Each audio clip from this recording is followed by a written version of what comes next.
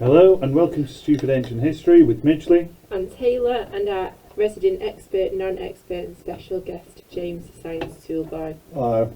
As always, we're wearing togas, we're in a tiny little room, and today we're going to look at the building project of Darius the First. So, previously on Stupid Ancient History we looked at the rise of Darius the First to the Persian throne. And some horsey shenanigans. Yes, can't forget the horse. I'm really trying to, but you keep bringing it up. It's important. So we also got an insight into what Darius did to those who opposed or challenged him.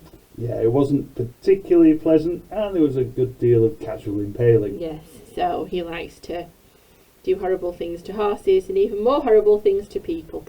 And we also started to look at the efforts that Darius went to try and rebuild and reshape the Persian Empire after the fall of Cambyses. Which, in fairness, also involved some impalings and some skinnings. Yes. So, with the rebranding and reorganising of the empire, it seems pretty clear that Darius also wanted to leave a physical mark, which is not that unusual. Most rulers want to leave something behind for them to be remembered by, don't they? Yeah. So, or statues to be pulled down and chucked in a Bristol that kind canal. of symbolises their greatness. So he began to embark on a series of ambitious building projects to reinvent and reinvigorate his empire. Yeah, and he didn't just want it to be a continuation of like previous rulers. So far you've told me about Cyrus's palace. Mm-hmm. Does it mean he's going to do something bigger and better than that? Yeah, much bigger and much better. Really? Oh yeah. And if we look at if we talk about previous building projects, yeah, we've not really mentioned much. I mean, there were some previous building projects like Cyrus's Palace and so on, but nothing really on the formal scale of what Darius does. Cyrus is off busy conquering places, and he conquers places with nice walls anyway.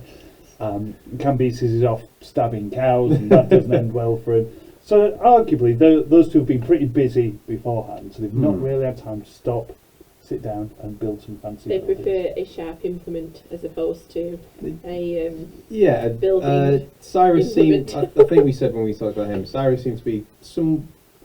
I don't know, you can't really say that about kings, but kind of modest. Yeah, grand and modest at the same time. Yeah. He was more interested in the free real estate that he saw the rest of the world as, rather than let's Building. build a big palace.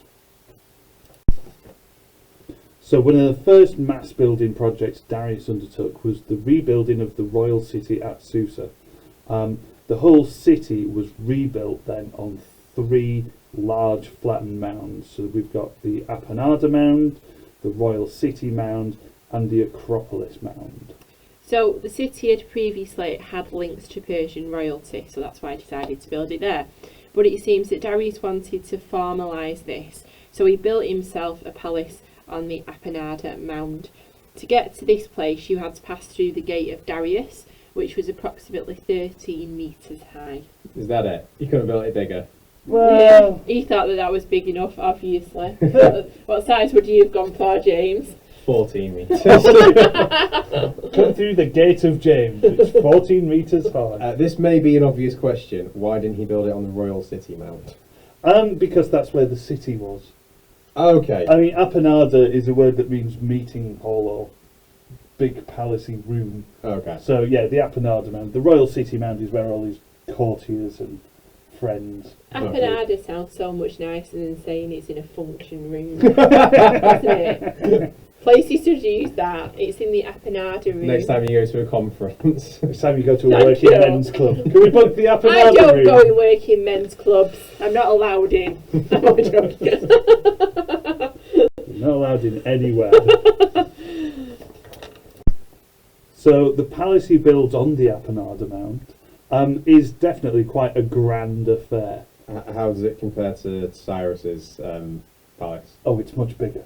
It's much bigger. Does it have a fancy staircase as well? Oh, it's got more staircases. Yeah, it's much bigger, but it's also importantly, it's quite different. Obviously, the key thing for Cyrus's palace, there's no gardens. Caesar, he wasn't as much into his gardening as it seems. So the palace has these grand column halls and walkways. These are also characteristically really brightly decorated with glazed bricks, grazed bricks, and murals of guardian figures and very typically Persian soldiers. So this kind of continual portrayal of Persian soldiers in all their finery is quite important to Darius. So it's not just in Susa where they appear, and they are basically everywhere. So this is like his calling card or his kind of tag. I suppose his soldiers over everything. So it's quite clear that Darius wants everyone to know just how awesome his army is. Yeah, he's definitely portraying himself as a military power. And he kind of... On that inscription on the mountain, there was... He had his soldiers behind him. His soldiers are behind him, they're in his palace, they're on the local library, they're everywhere. That's what I was going to say. It kind of all adds up, doesn't it? That he's kind of create this impression of this really strong, but also kind of very capable, able and strong military ruler. So it's like, don't mess with me, because look what my army could do. Look what they look like. With their beards. So that's what he's going for. He's got a strong marketing team behind him. Also, it's on this appanada that we can find the remains of what we now call the Foundation Charter. As with other things Darius has done, like the Behistun inscription, it clearly states his right as king according to the best wishes of Ahura Mazda again. PR campaign there. Absolutely. It's all about re-establishing or establishing his legitimacy. So if anyone is stupid enough to question it, he's got lots of statements saying, don't question this. But also we see a very brief but idealised description of Darius's building of the palace. So it says, the precious stone turquoise which was worked here was bought from Chorasmia. The silver and the ebony were brought from Egypt. The ornamentation with which the wall was adorned was brought from Ionia. The ivory which was worked here was brought from Ethiopia and from India and from Arachosia. So he's got stuff from all over. Yeah, it's not just stuff. It's like, oh, this is my fancy marble. This is not. Oh, look, oh, the ebony came from here. Were all those places in his empire? Those are all within. So it's kind of also this broad reach his empire has. Yeah, he's saying, look, I am the king of all of these peoples, and they bring me all these great things. Right. So it's a show of wealth, isn't it, and a show of power and a show of dominance over everybody else. Yeah, and a massive boast about how big his empire really is, and clearly he's getting all the benefit. So you said he wasn't really into his gardens, so he didn't just move into Cyrus's palace then? No, so he didn't just move into Pasacade. While still being a royal palace, it almost seems to have become a sort of semi-sacred place, more to honour the memory of Cyrus, as opposed to actually being somewhere that Darius wants to live and make his palace. Okay, so even though they weren't like that directly related, he still kind of was like, look how cool Cyrus was. I think, by this point you can't really mess with the memory of Cyrus if he's the basis for this whole empire. He becomes almost a semi-deified character, if not godlike, but... And also, if you completely kind of bypass and sideline the people that have come before you, especially if you haven't got that dynastic or familial kind of link or tie, then you run the risk of alienating a large swathe of your population, don't you? And your army. And the Persian aristocracy. So it's probably not the best thing to do. So he wants to make sure that he's honouring his kind of memory, if you like. Okay. But he doesn't just live at Susa, so there's other things about it as well which are quite important. Like what? Well, the first thing we should point out is that once he built Susa, it seems that he then decided he wanted to go and build another bigger palace. You know what? That is ridiculous, but I was almost certain you were going to say he built it and then he just knocked it down. No, it's still there, but yeah, he built it and then he goes on to build a bigger palace at Persepolis. Why wouldn't he? Well, yeah. What does Persepolis have that Susa didn't? Well, once he'd finished, a much bigger palace.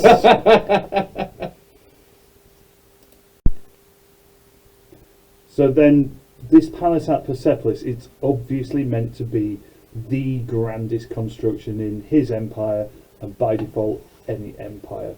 As with Susa, the palace has numerous grand meeting halls, apanadas. All these are lined with huge and grand columns. Everything is bright and colourful. It does look like, I would hesitate to use the word gaudy, but it's very bold, isn't it? It's vibrant. Yeah. Vibrant. And yeah, I mean, this was not uncommon for buildings at the time. Obviously, when we look at ruins, there's this danger that we think about the ancient world just being kind of white marble or bare sandstone. But no, these would have been painted incredibly brightly, because obviously the brighter the colour, the more expensive the pigment. Yeah. So again, it's more of Darius showing off, going, look, I've got all this fancy paint on my giant, massive palace. That's even the case, isn't it? Not just with buildings, if you think about statues. So we Yeah. see Roman statues as being like all alabaster and marble and things, but they weren't like that at all. A lot of them were painted in really bright colours. When I went on a tour at the Vatican, they had a statue of Augustus that was painted as it would have been, and it is quite and they look, vivid colours. He's a bit more ginger than you'd expect. A lot more ginger. I think his armour was bright blue or something like that. Yeah. Yeah, it's not just the, like you say, pale grey stone that Yeah. I always imagined. Yeah, and certainly like every ruler would paint everything as brightly as possible, because let's face it, the common people couldn't afford these fancy colours. It's just another way to show off. Absolutely, just like every other ruler. So, like Susa, the palace is decorated with kind of colourful glazed brick murals of Persian soldiers. And more commonly, back to the soldiers, Darius himself is also used in the decoration, sat on a throne, presiding over all of his people. So it's kind of like the ancient equivalent of like a massive oil painting of yourself above the fireplace. Yeah. I mean, No, it's literally I've got one of them. Have you not, James? I don't, unfortunately. It's still being commissioned. I've got one of me with a pie. I've got a massive painting of you above my fireplace, James. I really wish I knew that. when did I pose for that? Do you not remember? I don't. Thank God for a hit. No. Oh my God. So, to get to the appanada, or meeting halls, then you had to climb a series of zigzagging staircases, which were intended to give a feeling of order and harmony.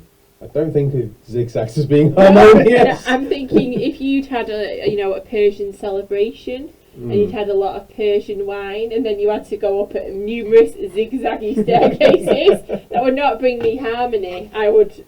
No, I maybe it's just me being direct and blunt and scientific. I imagine a straight staircase is my most harmonious staircase. I mean, a chairlift is probably the most harmonious, isn't it? But they didn't have them, so. Yeah. I think the idea is it's all well planned and ordered and symmetrical. Right, okay. Do we know if it had like, because Cyrus had like offerings being brought up the stairs? Do you have anything grandiose? Oh like no, that? this is Darius. So like the most important of these staircases is what's called the grand staircase, that one we mentioned before. Right, it's this huge grand staircase with images of him sat on his royal throne presiding over his people, and yeah, like you said, at every step up it you've got the images on the wall of people bringing their offerings, bringing their tribute to Darius. And you can well imagine that, you know, on tax day or something, representatives from each region had to stand next to their likeness. You know, almost like a register, like, hang on, where's the Babylonians? There's a guy missing.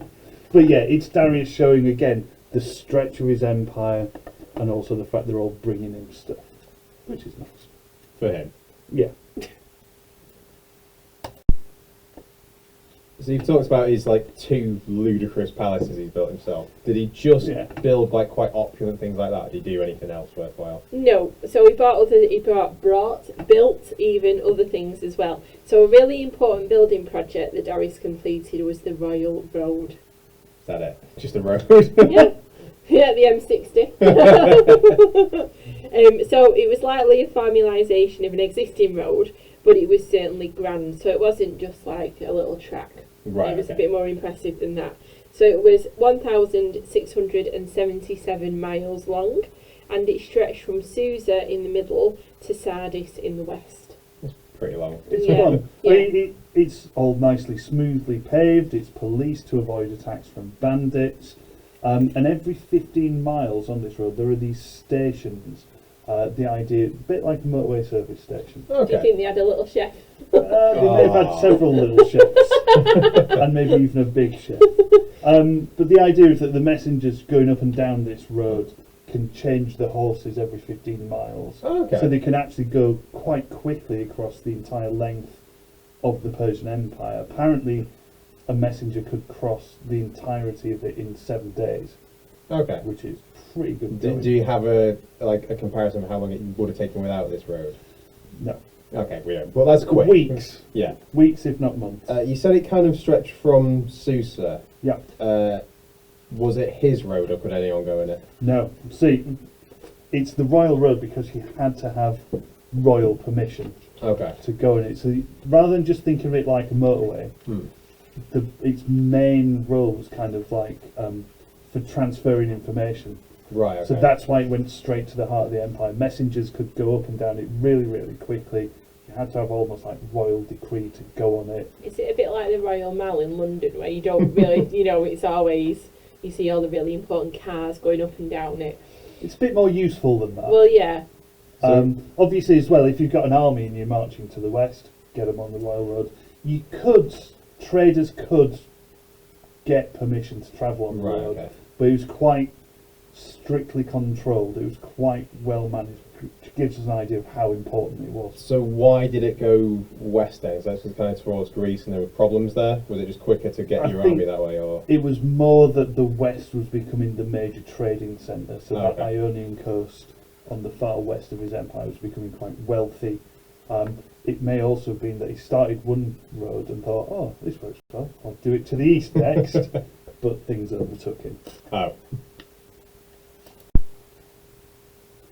And it wasn't just in Persia that Darius built things.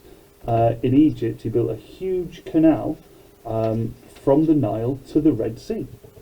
For trade, I'm guessing. Yeah, absolutely for trade. But in true Darius fashion, we also have an inscription that puts his own particular spin on things.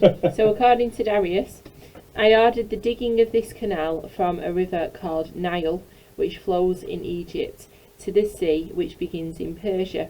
Afterwards this canal was dug just as I ordered, and ships passed through this canal from Egypt to Persia as I had wished.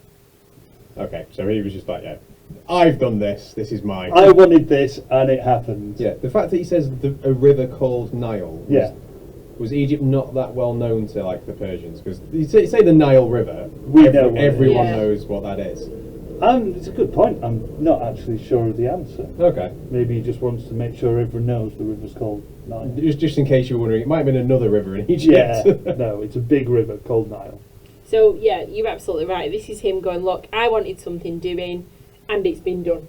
Regardless of how hard it is to do it, I have all the power. Yeah, I have all the power. I can do whatever I want. I can get people to do whatever I want.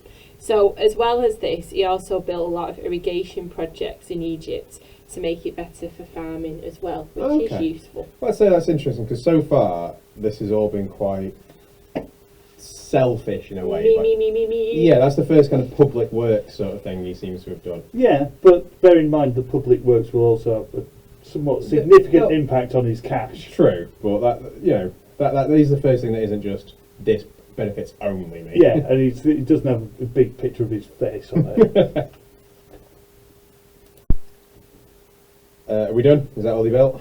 Afraid not. So there's some I didn't think it would be. So, like Cyrus before him, Darius wanted a tomb. I mean, obviously this is the most important thing. He wanted a tomb so grand that he would be remembered forever, basically. No one would forget who he was. Right, because when you spoke about Cyrus's tomb, that was, again, quite modest by standards, wasn't it? Yeah. This wasn't. Well, it was Cyrus's tomb was modest, wasn't it? Because it was supposed to kind of represent him. And he is seen as being someone who's quite balanced, quite modest, quite good. That's his version of events. So Darius's tomb reflects him, I'm guessing. Yeah. So it's big, it's gaudy. We've got to find out anyway. Got a load of soldiers nearby. Yeah, no. Darius doesn't want to build a little house on a pyramid, a la Cyrus. He decides his tomb is going to be carved into the side of a mountain. He has a bit of a penchant for carving things in the mountains. He does. So he excavates a massive. It's basically like a massive rock face at a place called Naxi Rustam. I've heard of that. Yeah, and the tomb, like everything else he has built, is decorated with murals of him and him being great. And can you guess what else, James? Soldiers. Yep, the soldiers are back there. So there's a common theme. He's got a brand image. Yeah. He's definitely carrying on into the afterlife. Yeah, and it's a massive deal. It's elevated above the people, so you can't get into it. But what's also nice is there's room for other Persian kings to be buried nearby. So he's thinking about his kids and his dynasty building. Yeah. So this becomes almost like a bit of a Valley of the Kings, but for the Persians. Okay. Now, at this point, obviously, it would be prudent to do some kind of comparison between Darius and previous kings. I mean, the first and obvious point to make is that Darius has made significantly more adjustments to the empire and done significantly more building than the previous kings. He's kind of looks like he's focused like inward while they were obsessed with like expanding Yeah, and absolutely. going out. It looks like he's trying to kind of use what was done previously, but just keep making it bigger and better all the time, isn't he? So it's much more about him in terms of the palaces and things like that he's building. And establishing his rule. Yeah. Kind of consolidating what Yeah. the others had done before him. Yeah, he's inherited this vast empire that Cyrus and Cambyses have built, but when he's got there, it's pretty empty. You were absolutely right. He's looking inwards. They've spent all the time looking outwards, so he's inherited it and gone, oh no, well, there's a load of work that still needs it. He's bought the shell, Yeah. there's no furniture in it. But what that does mean is because of the work of Cambyses and Cyrus before him, it means that he has now actually got the wealth and Yes. also kind of the contacts throughout the empire. He's got the actual empire and all the resources that provides to be able to use all of that to build something which is truly magnificent and amazing, Yeah. and can be bigger than what has ever been done before. So their role is still important, these grand buildings. I think you said early on with Cyrus that it was just it's kind of expected of a king to expand and Yes. conquer, and that's seemingly all he and Cambyses did. Whereas Cyrus is more Darius, excuse me, is more productive in kind of infrastructure things. Yeah, I think it's definitely to do with the way he gets the empire. It's not just a straightforward succession. He has to spend a bit more time and effort making sure everyone knows he's the king, the God King, King of Kings, King of the land. And in case you weren't sure, there's a big sign on a mountain and soldiers everywhere and palaces as far as the eye can see. But yeah, it's not that the previous kings didn't care about building projects. He was just in the right time, at the right place, with the right resources, manpower and wealth to be able to put them into place because of the work of Cyrus and Cambyses. And they are really important, aren't they? I mean, they obviously benefit him, but they also benefit everybody else as well, like the irrigation systems, the benefit royal road. the economy, the royal road. It's a really important piece of infrastructure. If you think about how much trade would have used that, but also how much that was relied on for ferrying kind of troops up and down. Knowledge. Yeah. Information spread up and down that really road. Really important. It's no surprise, is it, that every single empire, the boring side of things in relation to building works are also the things that are really important. So the Romans are really keen to build roads. Sewers. Like the Victorians were keen to build better sewers, and also in the British Empire it was all about putting in telegraph poles and things like that, and then putting in the railways. And I don't know what you mean. There's nothing more exciting than a telegraph pole. Infrastructure is really important. But it's less glorious. It's less sexy, isn't it? No one's going to get excited about the amount of tarmac you put down. I mean, some people would do. Let's not forget I don't want this. to meet those people. Some people I would. thought you were those people. I'm not one of those people. But it is, I don't know, it's a really important thing, isn't it? And good infrastructure also enables you to rule well. Yeah. It means that you've got really good control over that empire. So it's also which is ultimately what Darius is looking at. it's really important for strengthening his rule and his power. Yeah, but again, at this point, we should point out the one thing Darius is lacking so far that all Persian kings are expected to do is take over. Yeah. Is that going to change? Oh yes. He needs to get some land behind him now. He's got the palace. Does he not have Needs enough? some land. Never enough for Darius. Don't forget, he's the king of the land, like all the land. All of the land. So there you have it. Darius's building projects and his development of the Persian Empire. Thank you for listening. We hope this has been helpful. Leave us a comment below, and until next time, goodbye. Bye. Bye.